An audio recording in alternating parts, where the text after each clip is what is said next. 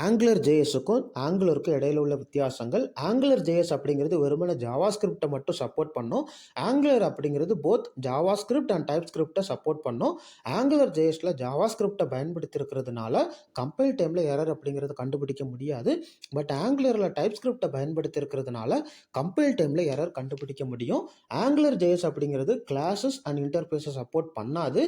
TypeScript அப்படிங்கிறது classes and இன்டர்ஃபேஸை support பண்ணும். இது வழியாக ஆங்குலரில் கிளாஸஸையும் இன்டர்ஃபேஸையும் அச்சீவ் பண்ண முடியும். ஆங்குலர் ஜேஎஸ் அப்படிங்கிறது எம்விசி ஆர்கிடெக்சர். ஆங்குலர் அப்படிங்கிறது component based architecture. Angular JS அப்படிங்கிறது சிஎல்ஐயை சப்போர்ட் பண்ணும். ஆங்குலர் அப்படிங்கிறது சிஎல்ஐயை சப்போர்ட் பண்ணாது. ஆங்குலர் ஜேஎஸ் அப்படிங்கிறது டிபெண்டன்சி இன்ஜெக்ஷன் சப்போர்ட் பண்ணாது.